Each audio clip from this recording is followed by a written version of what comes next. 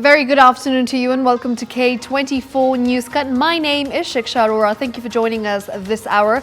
Joined by our sign language interpreter for the afternoon, that is Clement Muli. Of course, we will be taking you through the top stories of the day and making it to the top, where the Killer Oljorowa Gorge in Hell's Gate National Park has been closed indefinitely after claiming the lives of 6 people. Now, among them, 6 tourists were swept away by flash floods on Sunday, and 1 tourist is still missing, with a search and rescue mission led by KWS officials that is currently ongoing. Now, a chopper to help in this search has since been sent from Nairobi, and of course the 7 people are believed to have been among a group of people taking an excursion at the famous gorge when the flash floods swept through. In 2012, a group of 7 youth members from Mukarara PCEA Church in Nairobi Dagoretti lost their lives at the same site after being swept away by flash floods.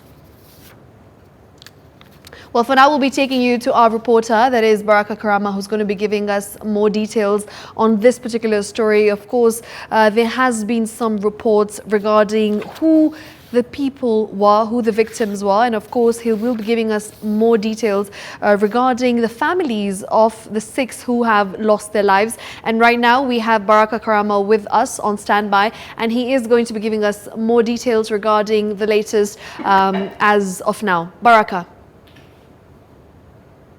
Shiksha, a somber mood has of course engulfed the entire Bishan's family here in Kisumu.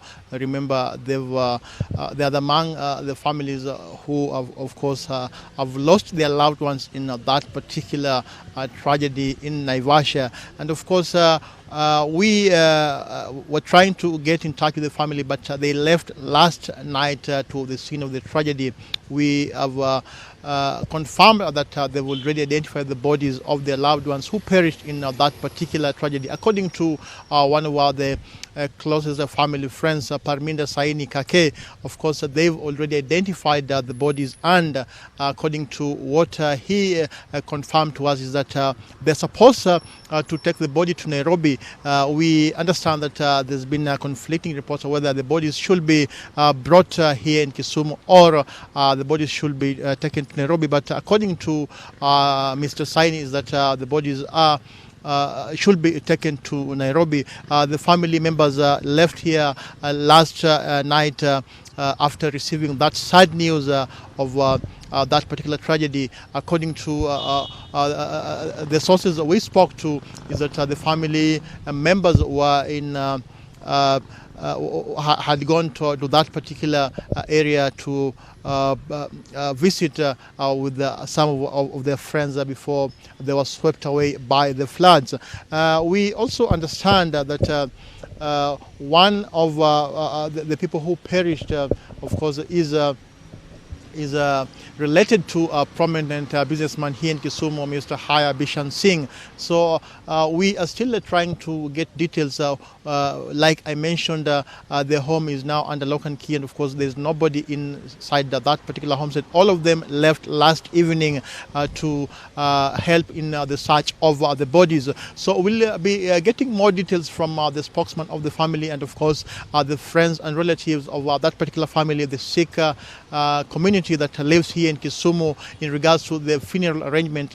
But according to one of the relatives who spoke to us earlier, is that they're making plans to transport the bodies to Nairobi as soon as we get more information as far as that particular issue is concerned, whether the bodies will also be brought here in Kisumu after going to Nairobi. We'll be able to get more details from the family spokesman and of course the close relatives of that particular family. Like I mentioned, it's a somber mood here in Kisumu. The business community is of course mourning the loss of some of the loved one of their colleagues, and of course we'll be able to give you more information and details as far as this particular issue is concerned. Back to you, Shiksha.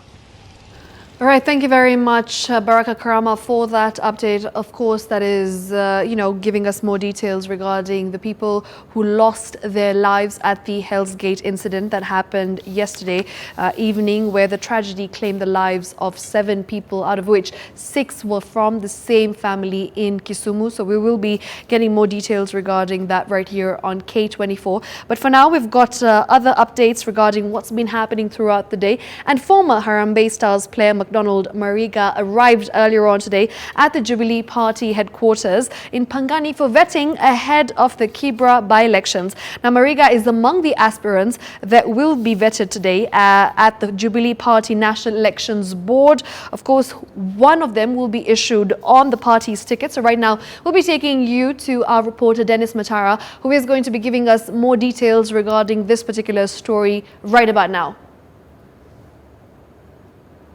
Shiksha, it's not just McDonald Mariga. There are a number of Jubilee aspirants who are interested in vying for the Kibra constituency seat.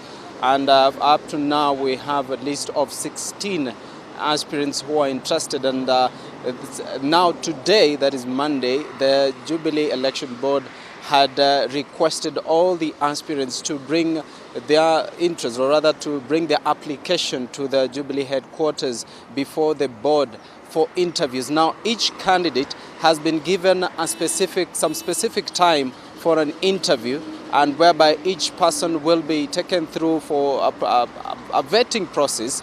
And then after that, the party leaders, of course, they will come up with one particular candidate who will be their flag bearer during the by-election slated for November. And of course, earlier on, that particular candidate, McDonald Mariga, came here with a group of his fans, and they are here to support him. And of course, when he spoke to us, he said that he is also feeling that he has the ability to beat other candidates. Remember that the ODM party is also having 11 interested candidates who will also go through a nomination process later on Saturday before that party can also select one. And other parties have also different, of course, candidates who are interested in the same seat. With me here, I'm having one of the aspirants, or one of the interested candidates, who will just tell us exactly what he feels and what he thinks is his motive on this, and if he feels that he's going to beat some of these candidates that he has. Welcome to K24, sir. What exactly is happening, and why have you come to the Jubilee headquarters today? We start with your name, sir. My name is Jeffrey Mwangi. I'm a resident of Kibra, and we have been invited, all the candidates of Jubilee have been invited here to do some interview so that we can know the way forward. Yeah, that's why we are here. Yes. Yeah. Is there what exactly is happening? Are you going through a vetting process, or what is an interview? What is it? We are asked to come for an interview. Whatever will happen now, we will know the way forward. Whether it is an interview or whether it is vetting or whatever it will be. But we are determined we will follow the procedure of the party. But you believe you're gonna take the flag? Yeah. I've been there. I've been interacting with the Kibra people, and I'm set to take the seat. Yeah. I've also been elected in Nairobi 2 terms as a councillor, so I know the games, how to play the games, political games. All right. Yes. Thank you so much for speaking to K24. Just a quick one. I'll take you to another aspirant also, kindly. You tell us your name and why you're here, and what do you expect at the interview process today. What's your name, sir? My name is Chapia, an aspirant for Kibra constituency. And in 2017, I vied for NASA senator. I was given the senatorial position in 2017 when I was running with NASA, but they shortchanged me. And then after that shortchanging, I decided I'll work with Jubilee because Jubilee accepts all of us. Right. So I am here. All right. We wish you all the best, sir. Thank you. All right. Just one more aspirant. Remember that there are 16 candidates and we're having a number of them here, but we'll just have the one last one. And maybe you tell us your name, sir, and what are your interests for Kibra? My name is Oscar Kambona, Yes. and I'm one of the aspirants. Yes. We've just come out of the meeting, an interview that's been so successful. Yes. We are waiting for the results to come out, maybe in the course of the day. Yes, maybe you can just tell us what exactly was the kind of questions they were asking and what do they need from the candidates? They just wanted to understand the general perception of understanding of the terrain in Kibra. And maybe if an individual would be understanding, or or you're familiar yourself with the issues that affect the people of Kibra, of which as an individual, I'm well versed with the issues that I'm supposed to tackle for the people of Kibra. All right. Yes. Thank you so much for speaking to us on K24. Now, out of the 16 candidates, we've spoken to 3, and of course, earlier on we spoke to McDonald Mariga. All of them are, of course, optimistic that the Jubilee Election Board will be able to select maybe one of them just to take on the flag during the by-election that is slated for November later this year. From the Jubilee headquarters, I take you back to studio, and of course we'll be able to bring you more details later once they finish all the interviews and know who they have selected to carry the Jubilee flag. Back to studio, Shiksha. Thank you very much, Dennis Matara, for that update. Of course, he was speaking to some of the aspirants who will be hoping to carry the Jubilee flag forward come November 7th. Now, of course, moving to other stories making headlines, where business tycoon Humphrey Kariuki is expected on the 5th of this month to appear before court for a further mention of tax evasion charges that he's facing. Kariuki had appeared today for a mention of the case where he was charged late last month with 41 billion shillings tax evasion by his companies Africa Spirits and Wines of the World, following investigations by the Directorate of Criminal Investigations that started in March. At the same time, Keroche Brewery's directors Tabitha and Joseph Karanja are scheduled to appear in court over their tax evasion case. We just came for a normal mention of the matter. We'll be coming back again on the 5th of this month for a further mention. So for now, that's all we have to say. But if there's anything else later on, we'll be able to communicate. But thank you very much for your presence. Thank you so much. Thank you. Thank you very much. Thank you.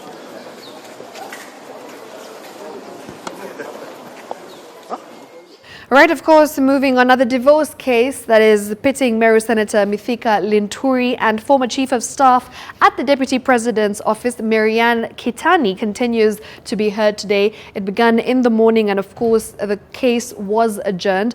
And now it is back on, and we are going to be taking you directly to Milimani Law Courts where the case is ongoing. And let's listen in live to the latest. Credit and the which they should be given to our testimony. We have drawn the line how we are going to engage and see where we are. Okay, thank you much. Marianne, are you aware that the exchange of Mira does not constitute a marriage under Meru customary law? I was married under the land customary law. Please answer my question. You're the one who gave evidence about Mira and the certain shape it had. Are you aware? It's either you're aware or you're not. Actually, it's a very easy question. I don't know why you are ducking it. Are you aware, Marianne? I am answering the question. That at the Meru... Allow me to answer the question to the end, then we can stop. It's because you're answering a different question from the one I'm asking. And I told you it will help you a lot if you just answer yes or no. So my question is, are you aware, under the laws, customs, and traditions of the Ameru, the exchange of Mira does not constitute a marriage? I repeat again, when I was married under the land customary law, and when that event was happening, the people from Meru who were there requested that also their part of their ceremony or their part of the process be done. Yes. And it was agreed that it cannot be done within the room, because within the room where the marriage was taking place is a Nandi customary room. They will do that outside when with other guests to show what that way was. And outside they exchange Mira and say Mira is a sign of a union between the two. And so I'm telling they you, are the ones who told I'm us. putting it to you, Marianne. Are you aware, contrary to what you were told, Mira is not a sign of any union under the laws, customs, and the traditions of the Ameru. Either you're aware or you're unaware. It's a very simple question. What I will insist and I will tell you is that this is what was told to us. I am not a Meru. I do not know. Okay, Your Honor, so that we make progress, we'll follow the advice you gave me, which is we note the witness doesn't want to answer the question. But are you also aware, Marianne, that the drinking of mursik does not constitute a marriage under the Nandi customary laws or the customary laws of any other community? One of my witnesses is an expert witness. Okay. That will be a question that will be asked to him and he shall answer. Okay.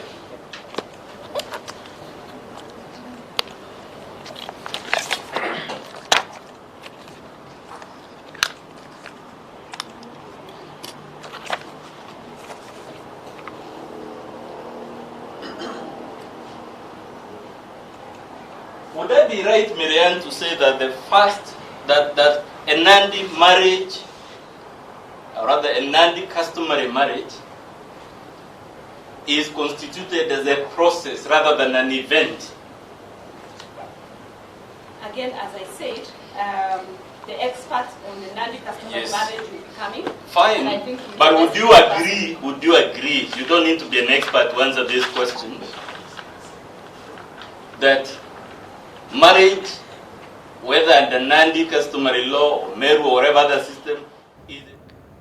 All right, of course, that is at the Milimani Law Courts, where Marianne Keitani is, of course, being cross-examined by Senator Linturi's counsel. So we'll definitely be giving you more details on that story as soon as we have further developments. But for now, moving on, COTU Secretary General Francis Atwoli has called on President Uhuru Kenyatta to move with speed and undertake a cabinet reshuffle in order to restore sanity within his cabinet and also align a section of the cabinet secretaries with ministries where they're best suited. Atwoli says the Ministry of Foreign Affairs needs special attention as the current Cabinet Secretary Monica Juma is underperforming.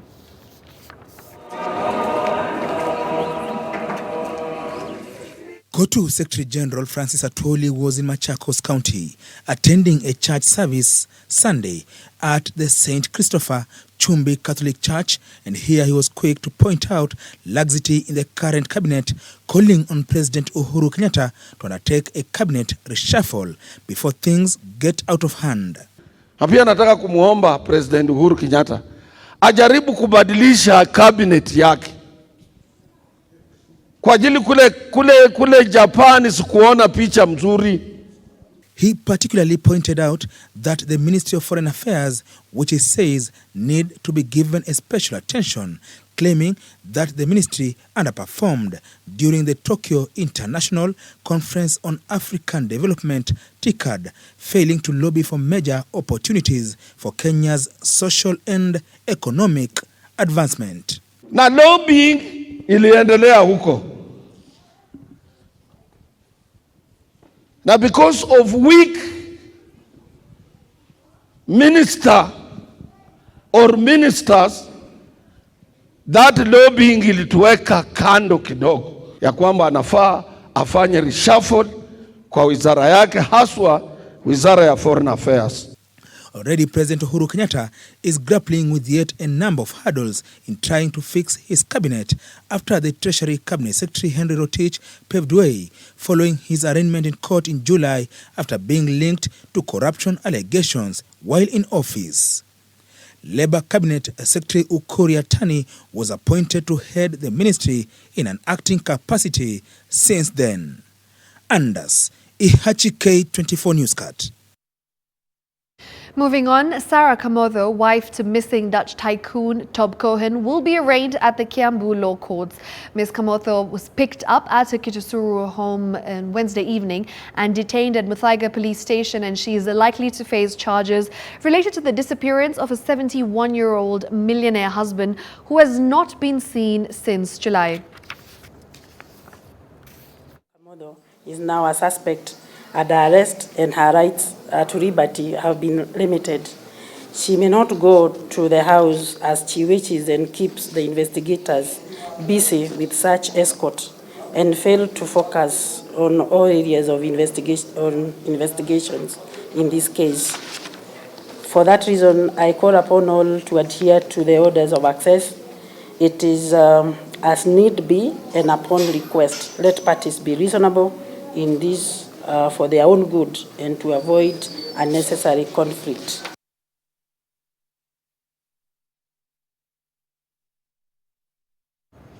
Now, Deputy President Dr. William Ruto's ally and Malindi MP Aisha Jumwa has termed the Embrace Women group as a lie out to cause division among women. This is after a recent meeting of Embrace Women in Kilifi turned chaotic when County Women Representative Gertrude Mbeyu ordered the removal and arrest of certain women from the meeting. Jumwa belongs to the Inua Mama faction supporting the Deputy President. Take a look.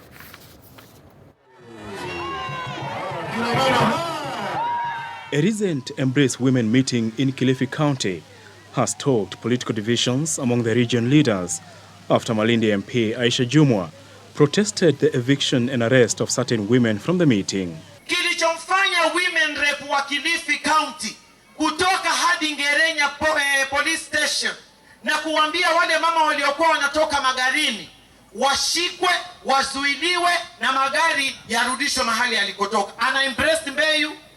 Mbeyu ana impressed kweli? Kilifi North MP Owen Baya termed the chaos and arrest as an embarrassment to the people of Kilifi by a group calling for peace and unity.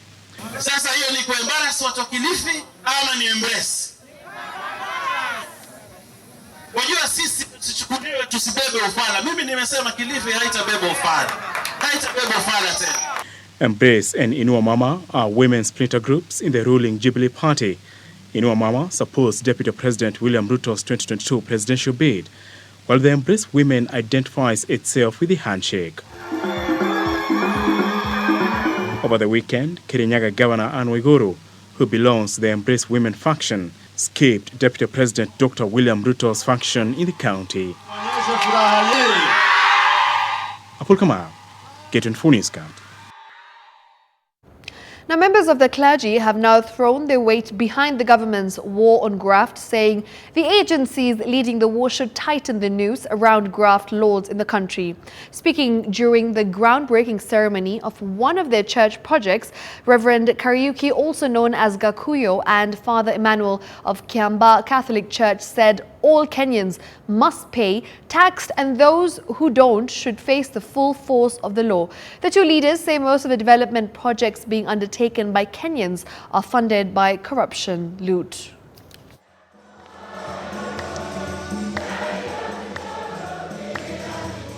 Jambo la kukwepa ushuru ni jambo lililo baya kama kansa katika taifa letu, na haswa tunapoona distribution ya fedha katika county 47, pesa zetu hazitoshi.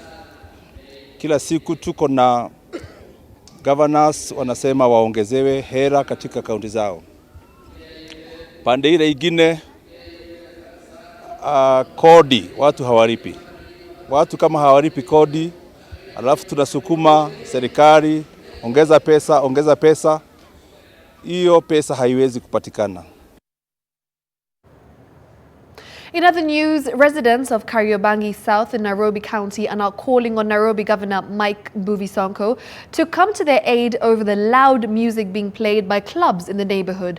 Mostly elderly and sickly residents say their attempts to have the proprietors of the Southern Spring Club to reduce the volume of the music at night has fallen on deaf ears. Some are now forced to take prescription drugs to sleep at night.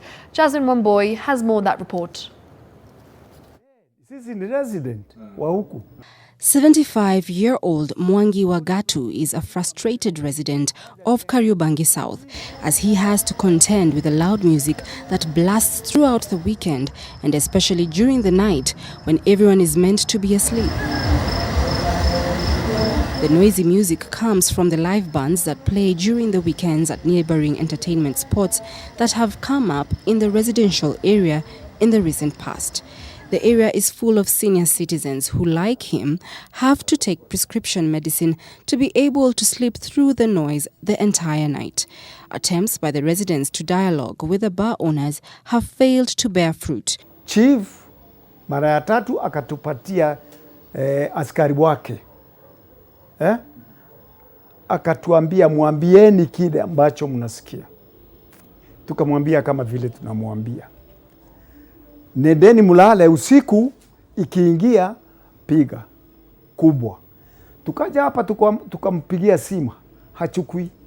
The bar owners claim they have all the relevant documents provided by the Nairobi City Council. Kuna watoto wanaenda shule, kuna watoto wetu, pia kuna wengine wanatoka wanapotelea hapo. Watoto hawezi soma, wagonjwa hawa wanahudhuriwa hawezi lala. Kila mtu hawezi lala hapa kwa hii mahali tuko. Hatuwezi lala hata kidogo usiku juu ya kelele. The area residents have now called on Nairobi Governor Mike Mbuvi Sonko and NEMA officials to come to their aid and help them get some peace and quiet. Jasmine Omboy, K24. All right, that's how we wrap up this edition of K24 NewsCut. Thank you for tuning in. My name is Shiksha Arora, joined by a sign language interpreter this afternoon. Clement Muli will do it again tomorrow, same time, same place. Until then, don't go anywhere. Coming up next, we have Tony Kwalanda with the day's sports banter.